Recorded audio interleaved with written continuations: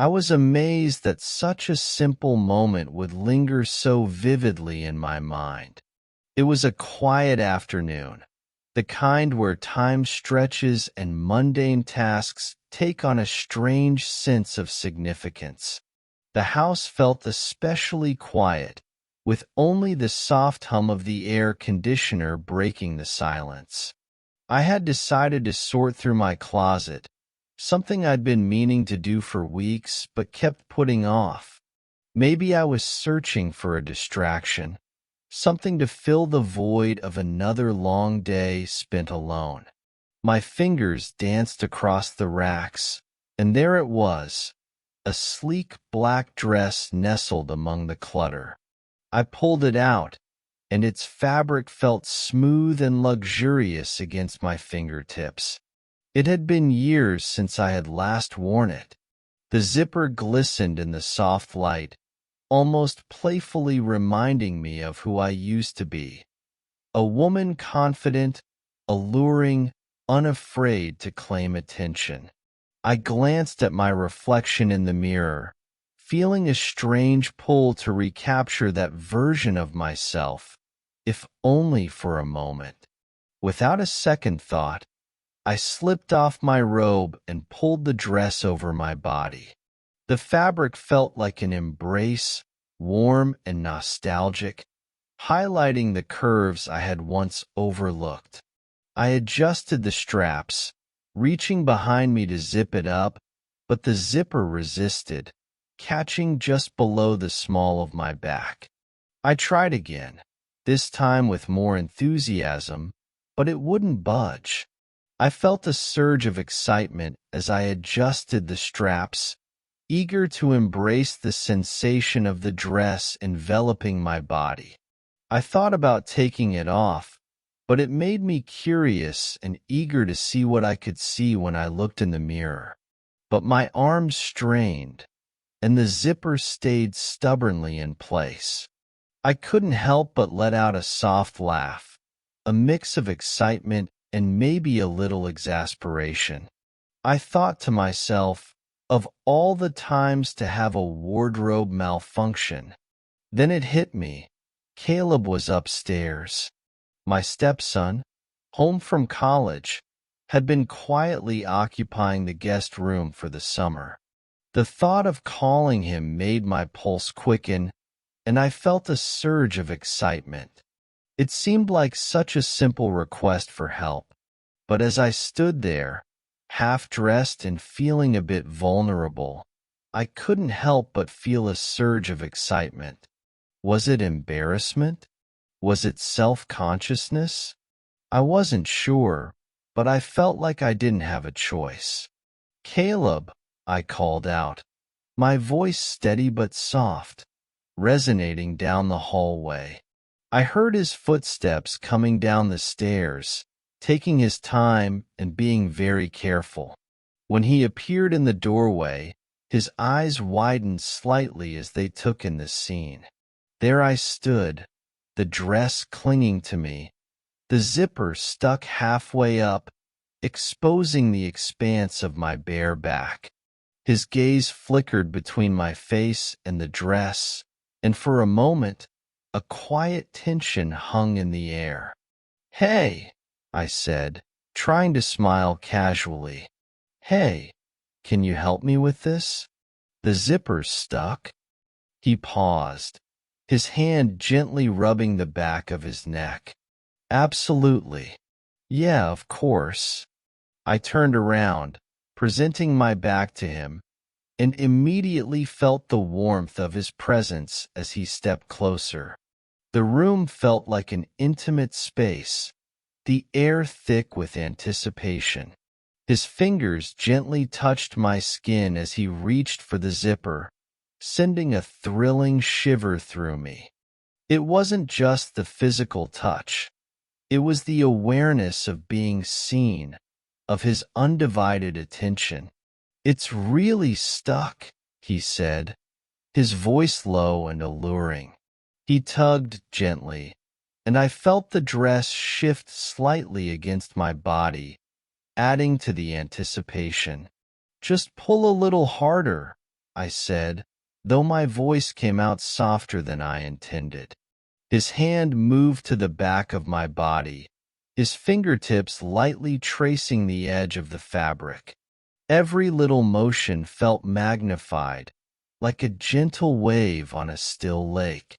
My heart was beating faster now, and I felt the rush of heat that crept up my neck. It was a silly thing to feel so excited. This was Caleb, practically a kid. But there was something in the way his touch lingered, something that felt intentional.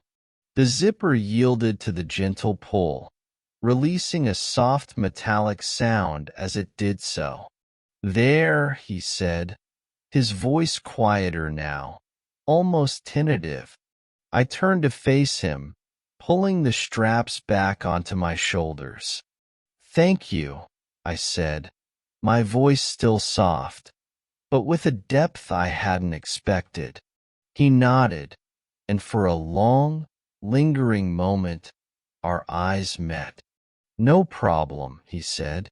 As he turned to leave, I caught myself watching him, noticing things I hadn't before. The sharp line of his jaw, the way he moved with a quiet confidence. I shook my head, trying to shake those thoughts. It was just a fleeting moment, but it was enough to leave an impression.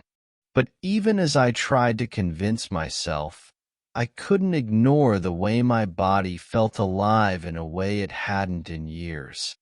I felt a surge of energy, a spark of something I couldn't quite identify. Deep down, I knew this was just the beginning.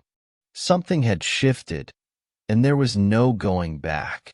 If I had known then where that moment would lead, maybe I would have acted differently, but I'm just happy to have had this experience. Or maybe I wouldn't have. But one thing was certain. The lines between us were no longer as clear as they once seemed. The days following that afternoon were marked by a strange undercurrent I couldn't quite place, and I was excited to see where it would lead. It wasn't the events that lingered, but the emotions they stirred. I couldn't stop thinking about it, as if there was something hidden in the details. His hesitant fingers, the way he touched my skin, the way he looked at me afterwards. It wasn't just a memory. It was a sensation that clung to me, refusing to fade. I told myself it was nothing, just a moment born of circumstance, a misunderstanding of signals. But the truth was harder to dismiss. I felt noticed, seen in a way I hadn't been in years. My husband, James, had become so distant lately, consumed by his work and oblivious to the woman I still was beneath the layers of routine and responsibility. That one moment made me realize that I had this deep longing inside that I didn't even know existed. Caleb, on the other hand, seemed completely unfazed. He moved around the house as though nothing had changed, his demeanor as casual and unaffected as ever. It should have been reassuring, but instead, it only heightened my awareness of him. I started noticing things I hadn't before, like the way he ran a hand through his dark hair when he was deep in thought, the soft curve of his lips when he smiled at something on his phone, the way his voice carried a quiet confidence that felt far beyond his years. One evening, while I was preparing dinner, I caught a glimpse of him through the kitchen doorway. He was sitting in the living room, his long legs stretched out on the coffee table, scrolling on his phone. The warm glow from the lamp cast a captivating light over his features, highlighting the sharp angles of his jaw and the slight furrow of his brow. I couldn't help but stare, and my mind wandered to places it shouldn't. I shook my head, feeling a bit embarrassed, and turned back to the stove. This was Caleb, my stepson, after all. No matter how many times I reminded myself, the feelings wouldn't go away. In fact, they grew stronger, feeding off the quiet moments when my thoughts were left unchecked.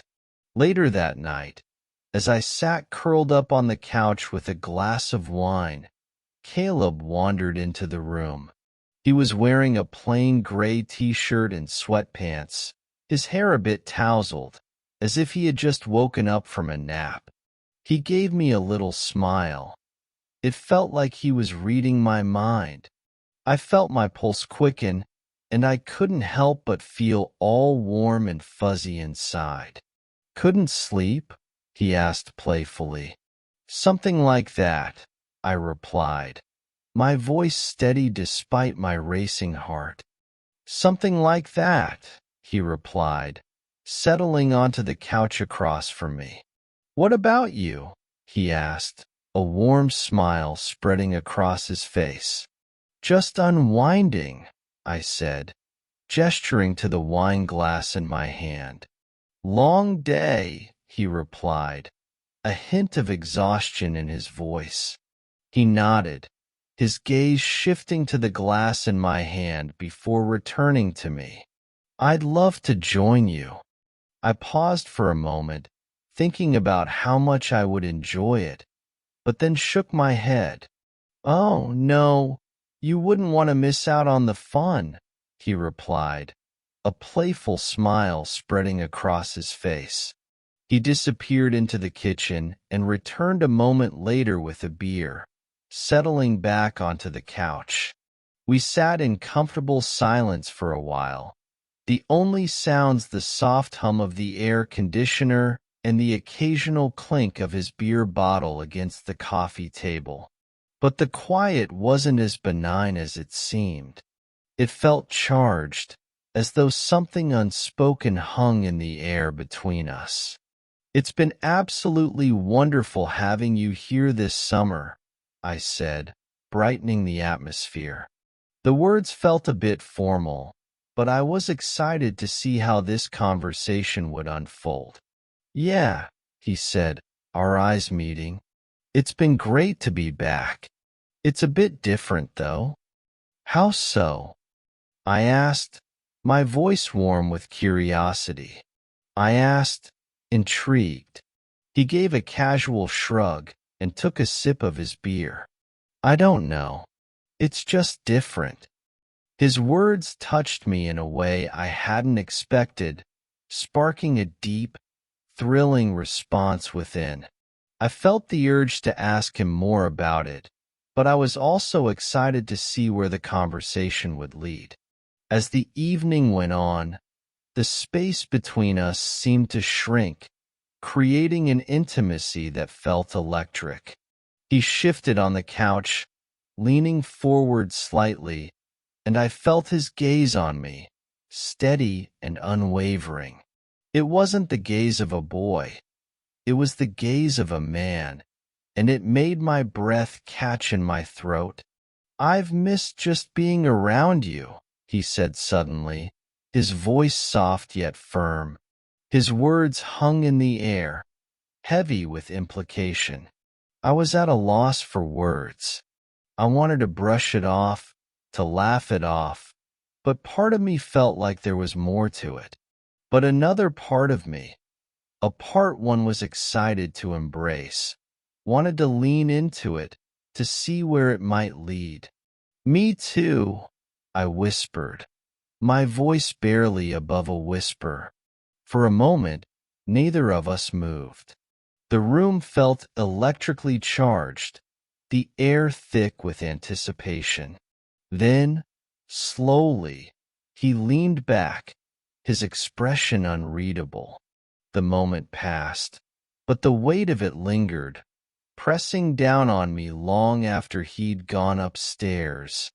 That night, as I lay in bed, I couldn't stop thinking about the look in his eyes, the way his voice had softened when he spoke to me. It wasn't just the words, but the feeling behind them, the quiet intensity that left no room for doubt. It was as if something had shifted between us, and I knew there was no turning back. The days that followed were filled with moments of connection, fleeting but powerful. Every interaction felt like a delicate dance, filled with a deep and profound connection that went beyond what was said. I found myself longing for his presence, craving the way his attention made me feel alive, desired, seen. As time went on, the tension between us grew, making every moment more thrilling than the last. It was like a delicate dance, held together by the most fragile of threads, ready to snap at any moment. I had a hunch that it was only a matter of time before something or someone would cause it to break. The tension between Caleb and me was palpable, and I couldn't help but be drawn to it. It followed me everywhere, alive in the silence of the house, pressing against me during the moments that might otherwise have been mundane, like folding laundry or preparing dinner. Every glance, every word exchanged between us felt heavier than it should, as if we were both holding on to something unsaid, something unspoken but palpable. It wasn't just a feeling. It was a palpable presence that filled the room whenever we were together, and even when we weren't. That evening, the house was unusually quiet. James was working late again, his absence now a predictable part of our routine. I had told myself I was used to it, that the quiet was a comfort rather than a void. But that night, the silence felt different. It felt charged, as if it were waiting for something. Caleb had been upstairs most of the evening, his footsteps barely audible above the hum of the air conditioner. I reminded myself that it was better this way, that avoiding him was the smartest thing to do. But even so, the very thought of him lingered in my mind, pulling at me like a thread unraveling a tightly wound spool. I dived into the kitchen, giving the countertops my undivided attention. The rhythm of the task was soothing, a welcome distraction from the storm brewing inside me. But then I heard his footsteps descending the stairs, slow and deliberate. My heart skipped a beat, and I froze, the cloth in my hand hovering mid-swipe. When I turned, there he was, standing in the doorway, his silhouette backlit by the hallway light. "Hey," he said, his voice low and casual, but there was something in his tone that made the air feel heavier. "Hey," I replied, trying not to smile too much. "I couldn't sleep," he said, a slight sleepiness in his voice as he stepped into the kitchen. "Thought I'd grab some water," he added playfully, a gleam in his eye. I nodded, intrigued, and watched as he moved to the fridge. He was wearing a plain t-shirt and loose pajama pants, his hair slightly tousled, as if he'd just rolled out of bed. His movement exuded an easy confidence that stirred my emotions. I turned back to the counter, pretending to finish wiping it down, but I was acutely aware of every movement he made behind me. "Do you ever get tired of being alone?" he asked suddenly, his voice warm and inviting. His question caught me by surprise. I turned to look at him, intrigued. "What do you mean?" He leaned against the counter, his gaze steady and unwavering. "I mean, with James gone all the time, doesn't it get lonely?" His honesty was disarming, and I felt a lump rise in my throat. "I guess I've gotten used to it," I said, my voice a bit softer than I intended. He didn't say anything right away. He looked at me, his eyes searching mine as if he could read my thoughts. There was a silent agreement between us, a quiet understanding that neither of us dared to verbalize. "I don't think you should have to get used to it," he said finally, his tone laced with something I couldn't quite identify. Concern, maybe, or something deeper. I looked away, not wanting to hold his gaze. "Life isn't always what we want it to be," I said, turning back to the counter. My hands trembled slightly as I gripped the cloth, and I prayed he didn't notice. "Sometimes it can be," he said, his voice now much closer to mine. I hadn't heard him move, but when I turned, he was standing just a few feet away, his eyes locked on mine. The space between us felt impossibly small, as if we were meant to be together. The air felt thick with something I couldn't name but couldn't ignore. My pulse quickened, and I felt a warmth spread through me that had nothing to do with the temperature of the room. I felt my mouth part as if to say something, but no words came out. "Karen," he said softly, my name sounding different when he said it, like it carried more weight than it should. I swallowed hard, my throat suddenly dry. "Caleb, we can't," I started, but the words got stuck in my throat. "I know," he said, cutting me off. I don't want you to feel like you're alone." His words hung in the air, heavy with meaning, and I felt a tear slip down my cheek before I could stop it. I turned away, embarrassed by the surge of emotions. But then he reached out, his hand brushing against mine.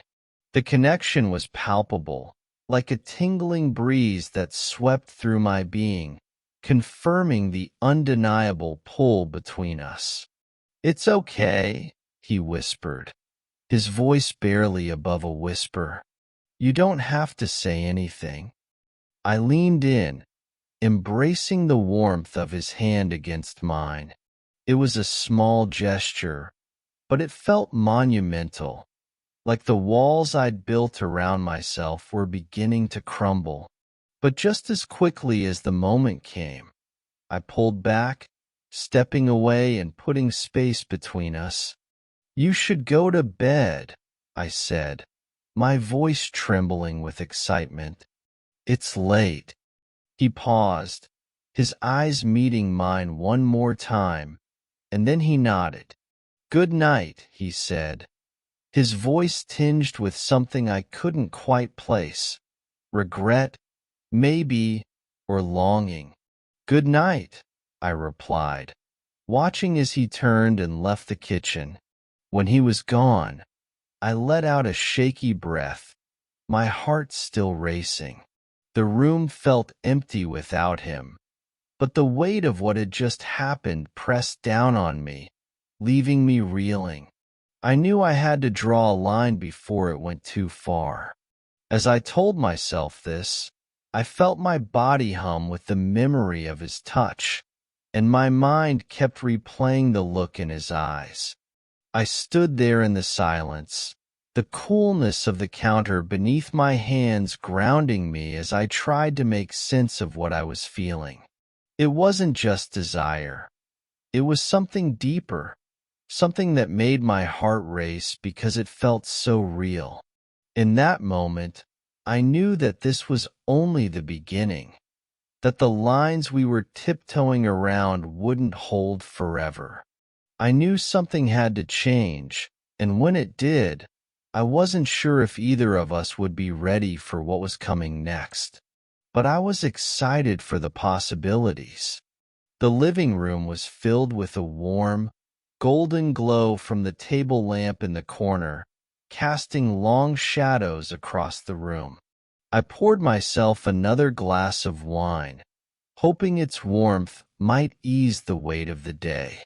James was away again, on another late-night meeting or something equally exciting, leaving the house silent except for the occasional creak of the floorboards and the faint hum of the refrigerator in the kitchen.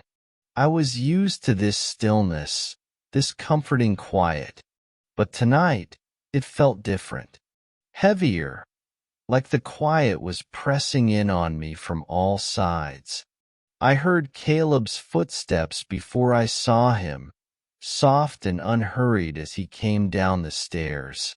My pulse quickened, and I felt a surge of excitement. He appeared in the doorway, his silhouette framed by the dim light of the hall. He looked relaxed, almost careless, in a black t-shirt and sweatpants, his hair slightly messy, as though he'd been running his fingers through it. There was something effortless about the way he carried himself, a quiet confidence that seemed to fill the room the moment he entered. "Still awake?" he asked, his voice low and calm as his eyes met mine.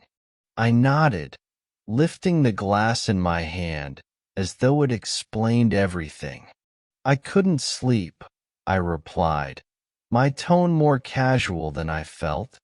"Mind if I join you?" he asked, tilting his head slightly, a playful smile playing on his lips. "Of course," I said, gesturing to the couch across from me.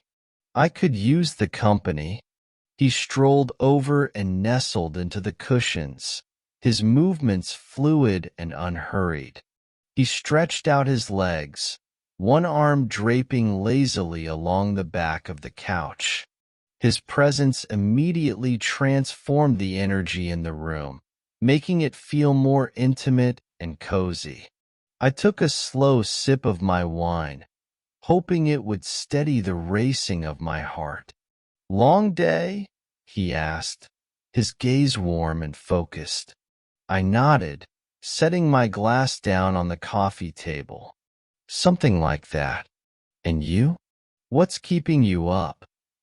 He gave a light shrug, a soft smile playing at the corner of his mouth.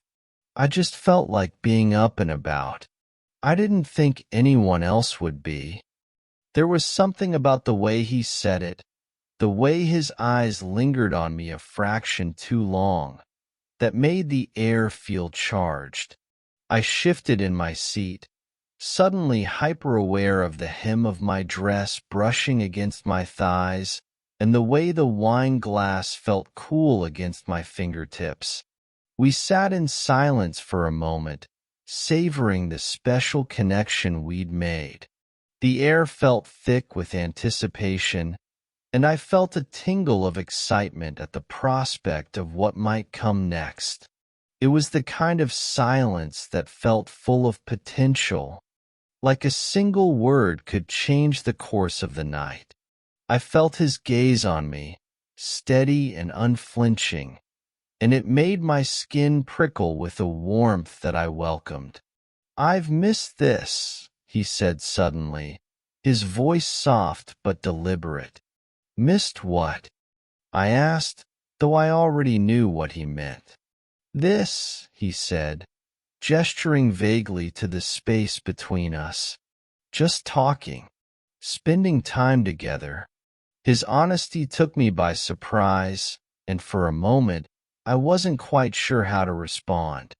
"I've missed it too," I whispered, my voice barely above a whisper. His smile, though small and shy, belied the intensity in his eyes. "You don't have to be alone, you know," he said, his tone more serious now. "You don't deserve that." His words hit me harder than I expected, stirring something deep inside me that I wasn't ready to face. "Caleb," I started, but he interrupted me. "I mean it," he said, leaning forward slightly. "You're incredible, and I hate that you don't see it." I felt my breath catch in my throat. For a moment, all I could do was stare at him, my mind racing. I wanted to dismiss his words, to brush them off as meaningless flattery. But the way he looked at me, the raw sincerity in his voice, made it impossible to ignore. He wasn't just saying it, he truly believed it. For the first time in a long time, I felt understood. "Thank you," I said, my voice quivering with emotion. He nodded, his gaze never leaving mine. "You're welcome," he replied. The room felt absolutely still, the only sound the faint clink of my wine glass as I set it down on the table. My heart was racing, and my skin tingled with a warmth that had nothing to do with the wine. I felt like I needed to do something to break the silence, to make the mood lighter, but I couldn't find the words. Then, to my surprise, Caleb stood up, and I thought for a moment he was going to leave. But then, to my surprise, he strolled over to me, his movements slow and deliberate. He stopped right in front of me, his eyes fixed on me with a depth that made my breath catch in my throat. "Good night, Karen," he said softly, his voice barely above a whisper. "Good night," I replied, my voice trembling with excitement.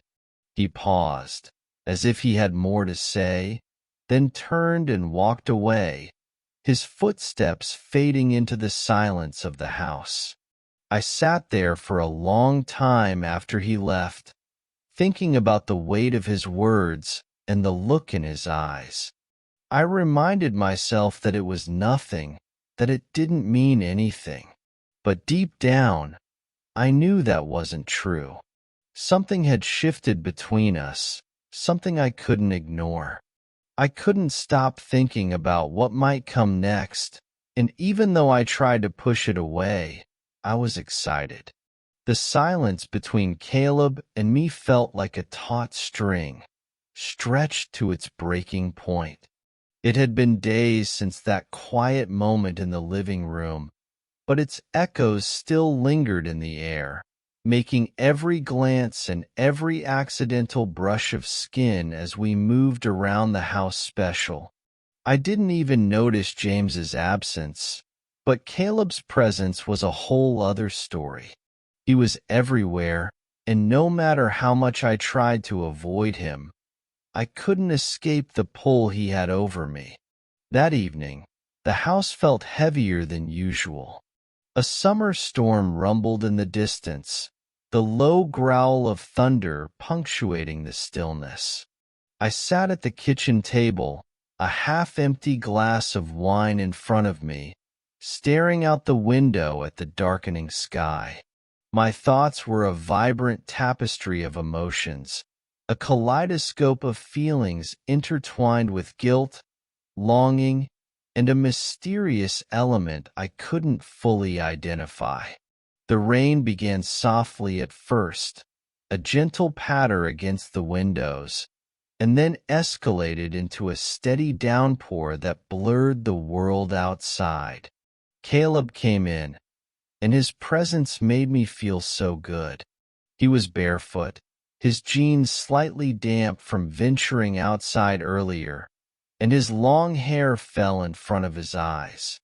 His shirt clung to him in places, and a strand of dark hair fell across his forehead, giving him an almost boyish look that contrasted sharply with the intensity in his eyes as he glanced at me.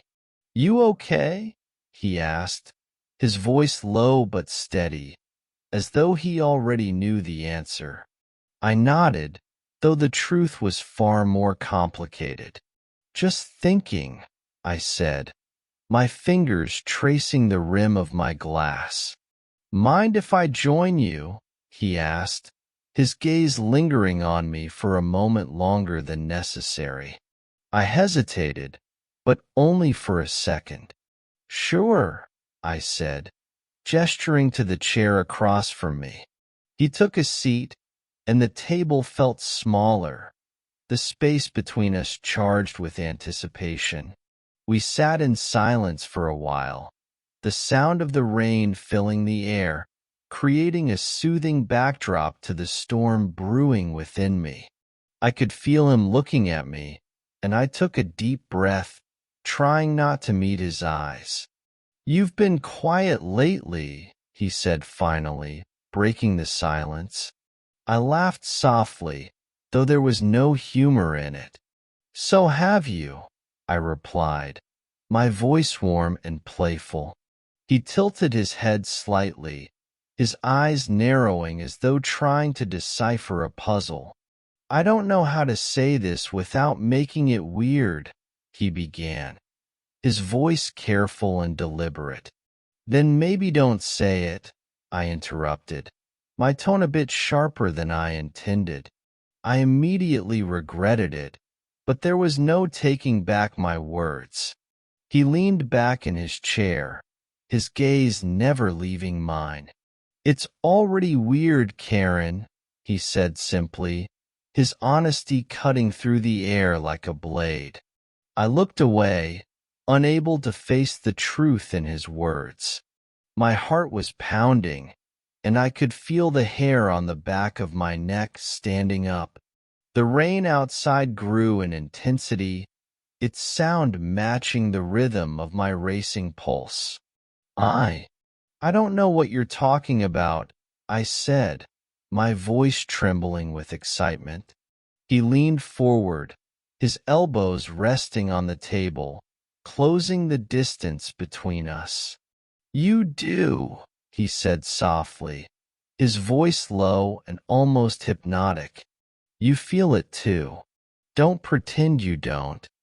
My breath caught in my throat, and for a moment, I couldn't move or speak. His words hung in the air, heavy and inescapable. I wanted to deny it, to push him away, to tell him he was wrong. But the way he looked at me, like I was the only thing that mattered, made me realize that I couldn't lie. "Caleb, I faltered, searching for the right words. "This is complicated." "It doesn't have to be," he said, his voice barely above a whisper. He reached across the table, his hand brushing against mine. The contact was electric, sending a jolt through me that made it impossible to think clearly. His fingers lingered for a moment, his touch warm and steady, before he pulled back, as though giving me space to decide. "It's not that simple," I finally whispered, my voice barely audible. "Maybe it is," he countered, his eyes searching mine for something I wasn't ready to give. "Maybe we're just making it harder than it needs to be." I looked down at my hands, my fingers trembling slightly as they gripped the edge of the table. I could feel the weight of his gaze on me, and the intensity of his presence filled the room. Outside, the rain had eased to a gentle drizzle, the thunder rumbling in the distance like a fading echo. "I can't," I said finally, my voice cracking with emotion. "I can't do this." He stood, and for a moment, I thought he was going to leave. But he didn't. Instead, he walked around the table and stopped in front of me, his towering frame casting a shadow over me. He crouched down, his hands resting on the edge of my chair, his face level with mine. "You're not alone, Karen," he said gently, his voice steady and calm. "You don't have to be." His words were like a bolt of inspiration, shattering the walls I had built up around myself. I felt so grateful, and for a moment, I believed him, felt the warmth of his presence, the sincerity in his voice. But then, reality hit, and I was back on the surface, the weight of it all crashing down around me. "I need you to go," I said, my voice trembling as I looked away.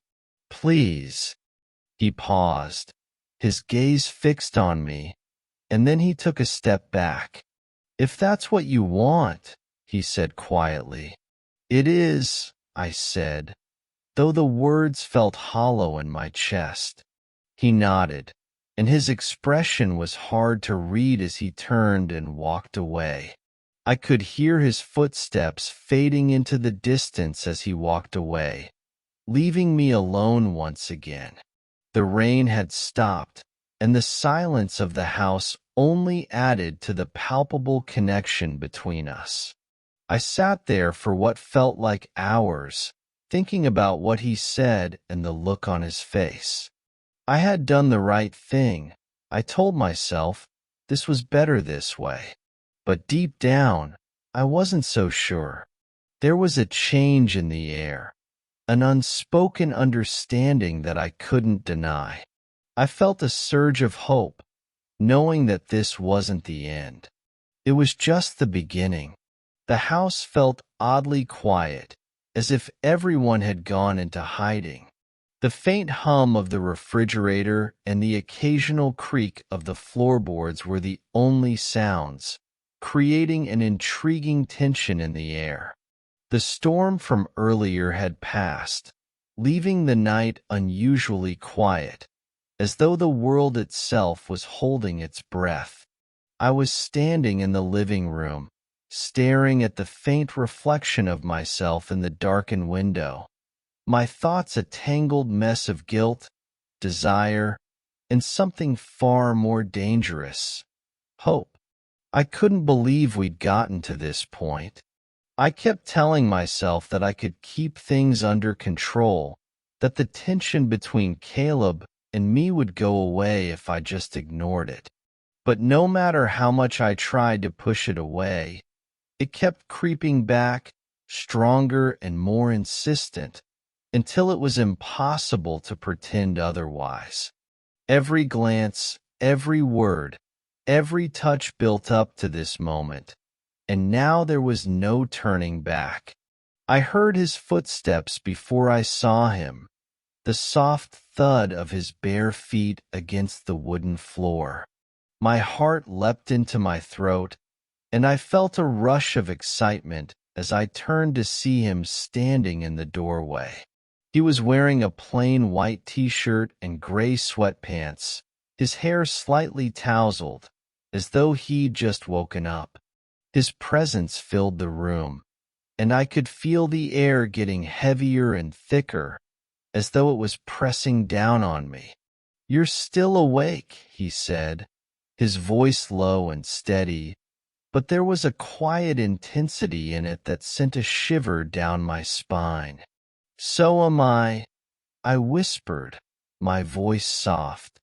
My hands found the edge of the windowsill, a quiet anchor against the pull of his gaze. "I couldn't sleep," he said, stepping into the room. "I couldn't sleep," he said, a playful gleam in his eyes. "I was thinking about earlier." His words hung in the air, and I felt my pulse quicken, my skin prickling with awareness. I turned away, pretending to focus on the rain-speckled glass, but I could feel his eyes on me, steady and unrelenting. "We shouldn't be having this conversation," I said, though my voice lacked conviction. "Maybe not," he agreed, his tone soft but insistent. "But we both know it's been building for a long time." I turned to face him, my breath catching in my throat as I saw the look in his eyes. Unwavering, intense, and entirely unapologetic. It was the kind of look that left no room for doubt, that stripped away every pretense and laid bare the truth neither of us wanted to admit. "Caleb, this is wrong," I said, my voice trembling with emotion. "You know that." "I know," he said, taking a step closer. "But it doesn't change how I feel. Or how you feel." His words felt like a thrilling challenge, daring me to deny what we both knew was true. I felt my mouth open as if to protest, to push him away, but the words wouldn't come. Instead, I found myself captivated, mesmerized by the gravitational pull of his presence. He stopped right in front of me, close enough that I could feel the warmth radiating from his skin and smell the faint, clean scent of his soap.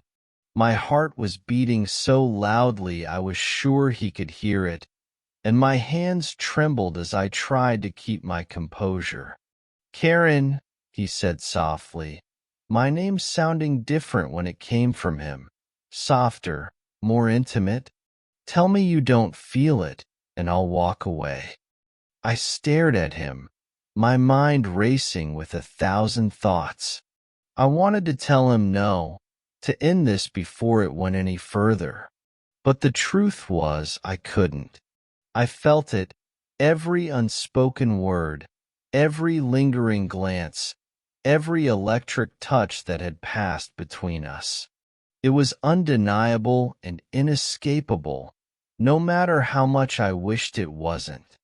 "I can't," I said finally, my voice barely above a whisper. He reached out, his fingers brushing against mine, and the contact sent a jolt through me that made it impossible to think clearly. His touch was gentle, tentative, as though he was giving me one last chance to pull away. But I didn't. I couldn't. The room felt like it was closing in on us, and the air was so thick it was almost suffocating. He moved closer, his hand tracing the length of my arm, leaving a warm trail behind. My skin tingled with anticipation, and I felt a heat rise within me that I hadn't felt in years. "This is dangerous," I whispered, though I made no move to stop him. "I know," he said, his voice low and steady. "But it doesn't feel wrong, does it?" he asked, his voice warm and reassuring. His voice was like a knife, cutting through every rational thought I had left. I knew it wasn't right, but I couldn't help myself. I knew that. But in that moment, it didn't matter. All that mattered was the way he looked at me, the way his touch made me feel alive in a way I hadn't in so long. I closed my eyes, trying to calm my breathing, but I couldn't. Every nerve in my body was on edge, every thought consumed by the weight of his presence. When his hand gently touched my cheek, I didn't pull away. Instead, I leaned into his touch, the warmth of his palm grounding me even as it set my heart racing. "Tell me to stop," he said softly, his breath warm against my skin. I opened my eyes and met his gaze, and the look in his eyes took my breath away.